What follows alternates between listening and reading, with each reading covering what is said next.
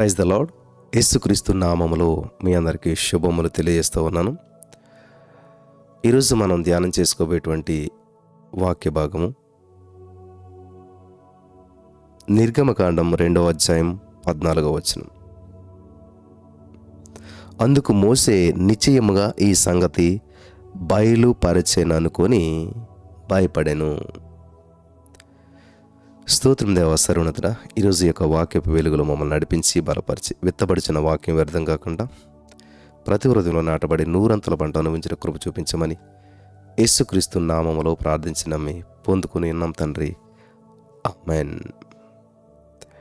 పిల్లలు గమనించాలి, ఈ యొక్క వాక్యాన్ని మనం జాగ్రత్తగా పరిశీలన చేసినట్లయితే, అందుకు మోషే నిశ్చయముగా ఈ సంగతి బయలుపరచెననుకొని భయపడ్డాడు.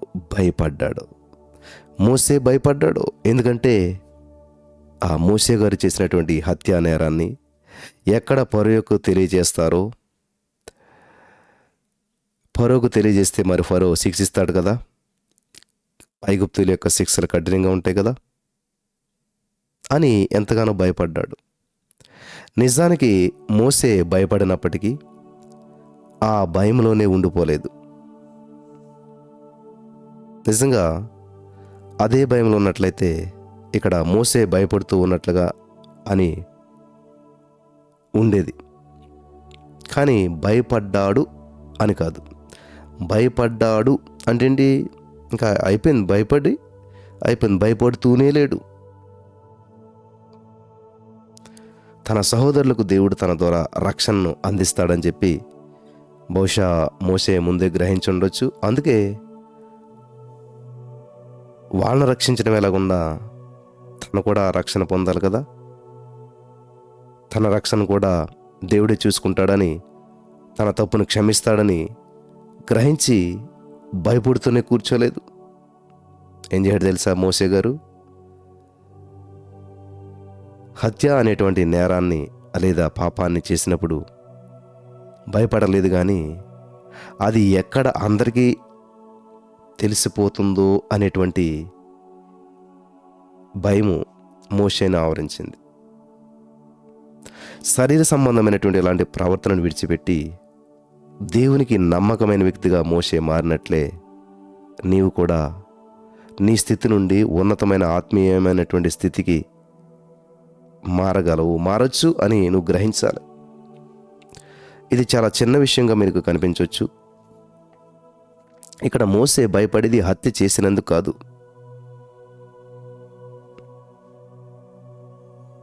అది అందరికీ తెలుస్తుందేమని చెప్పేసి.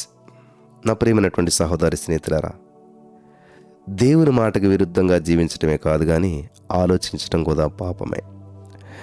దేవుని మాటకు విరోధంగా జీవించడం మాత్రమే కాదు కానీ ఆలోచించడం కూడా పాపమే. ఆయన చిత్తానికి వ్యతిరేకంగా ఉన్నటువంటి ప్రతిదీ పాపమే. ఎందుకో మరి మనిషి సాధారణంగా పాపం చేసేటప్పుడు కంటే ఆ పాపం బయటపడుతుందని తెలుసుకున్నప్పుడే ఎక్కువగా భయపడతాడు. ఆదామవ్వలు వాళ్ళ విషయాన్ని మనం గమనించినట్లయితే, దేవుడు ఒక ఆజ్ఞనిచ్చాడు, ఆ యొక్క చెట్టు పండు తినొద్దని చెప్పి. అయినా సరే ఆజ్ఞను అతిక్రమించారు, పండు తిన్నారు. వాళ్ళు పండు తిన్నప్పుడు భయపడినట్లుగా లేదు బైబిల్లో, కానీ ఆ విషయం దేవునికి తెలుస్తుంది అనేటువంటి విషయంలో భయపడ్డారు వాళ్ళు. వింటున్నారా? పండు తిన్నందుకు భయపడలేదు, కానీ ఆ విషయం దేవునికి తెలుస్తుందనే భయపడ్డారు. దీన్నే బైబిల్ పాత ఆదాము స్వభావంగా పరిగణించినట్లుంది. పాత ఆదాము స్వభావం. మోసే కూడా దేవుని చిత్తానికి వ్యతిరేకంగా హత్య చేసినప్పుడు భయపడలేదు, కానీ అది అందరికీ తెలుస్తుందనే భయపడ్డాడు. ఏంటన్నారా? మరి ఎందుకు దేవుడు ఈరోజు నీ మాటలతో మనతో మాట్లాడుతున్నాడు అంటే, ఈ సమయంలో ఈ వాక్యం వింటున్నట్టు మీలో చాలామంది భయపడుతున్నారు. ఈ సమయంలో నువ్వు ఎందుకు భయపడుతున్నావు? సాధారణంగా మనిషి భయపడటానికి కారణం ఏముంటుంది? అతను చేసిన పాపమే కారణం అవుతుంది. కానీ అన్ని సమయాల్లోనూ కాదు. ఈరోజు నీ భయానికి కారణం ఏంటో నీకు తెలుసు కదా. దేవుడు తన వాక్యంలో ఎన్నోసార్లు చెప్పాడు, భయపడకని చెప్పాడు. దేవుని చిత్తానికి తగినట్లుగా జీవిస్తూనే నీ జీవితంలో ఎదురయ్యే పరిస్థితులను బట్టి నువ్వు భయపడుతున్నట్లయితే ఈరోజు ఈ యొక్క వాక్యం నీ కోసమే. నువ్వు వెళ్తున్నటువంటి పరిస్థితులు నీకు ప్రతికూలంగా ఉన్నాయని నువ్వు భయపడుతున్నావేమో, నువ్వున్న సిచ్యువేషన్ నీకు ఆందోళన కలిగించే విధంగా ఉందని నువ్వు భయపడుతున్నావేమో, అయితే యేసయ్య నీతోటే మాట్లాడుతున్నాడు. ఈ రోజున యేసయ్య నీకు సమాధానాన్ని ఇవ్వాలని ఎదురు చూస్తూ ఉన్నాడు.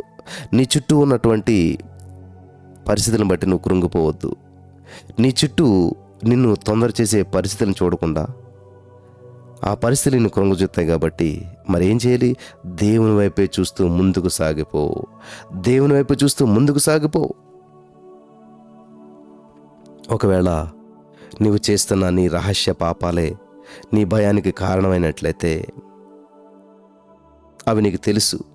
కాబట్టి ఇప్పుడే వాటిని దేవుని దగ్గర ఒప్పుకొని విడిచిపెట్టేసేసి, ప్రేమ కలిగినటువంటి మన దేవుడు మన పాపాలన్నీ క్షమించేస్తాడు. ఈరోజు నిన్ను కూడా క్షమిస్తాడు.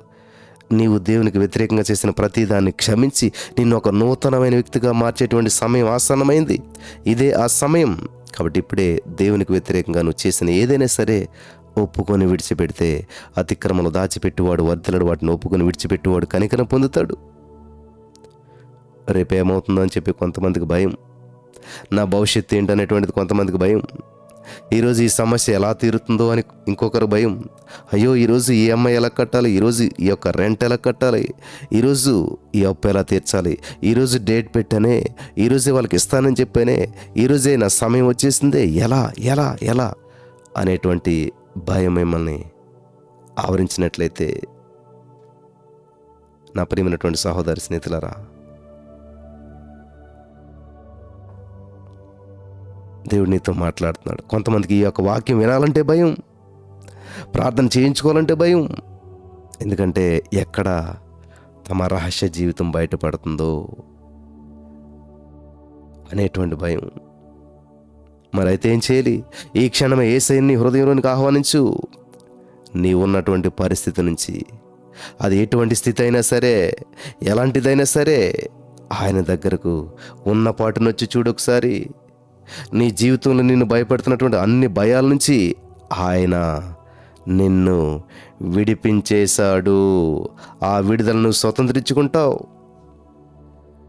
ఏది నీకెంత మాత్రం హాని చేయకుండా దేవుడు గొప్ప గొప్ప ప్రణాళికలను సిద్ధం చేశాడు. ఆయన రక్షణ నీకు అనుగ్రహించాడు. ఆయన ఆశ్రయపురం నీ కొరకు తెరవబడి ఉంది. ఆయనే ఆశ్రయంగా ఉన్నాడు.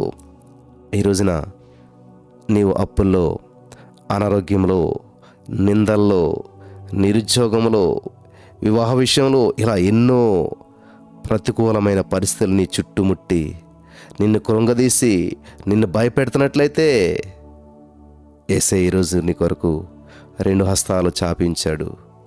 ఇప్పుడే ఇది అనుకూల సమయం. ఆయన దగ్గరికి వచ్చి ఆయన హత్తుకున్నట్లయితే, ఆయన నిన్ను ఎత్తుకుని నిన్ను విడిపించి నిన్ను గొప్ప చేసి అనేక మందికి నిన్ను గొప్ప సాక్షిగా నిలబెడతాడు. ఇష్టపడుతున్నావా? అయితే నాతో పాటు కలిసి ప్రార్థన చేయండి. యేసయ్యా, ఇంతవరకు అనేక సందర్భాల్లో అనేక వాటి గురించి భయపడ్డాను, అనేక అప్పుల గురించి భయపడ్డాను, అనేక నిందల గురించి భయపడ్డాను, నా యొక్క వివాహ సమస్య గురించి భయపడ్డాను, సమాజం గురించి భయపడ్డాను.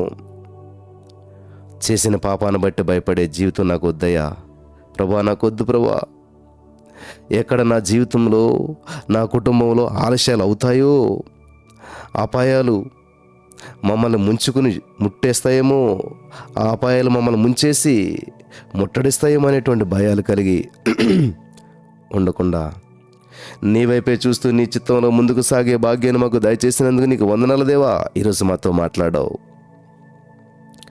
మాలో ఉన్నటువంటి వాడు లోకంలో ఉన్నవాని కంటే బహు బలవంతుడనే విశ్వాసంతో నీ కొరకు జీవించే భాగ్యము మాకు అందించము దేవా.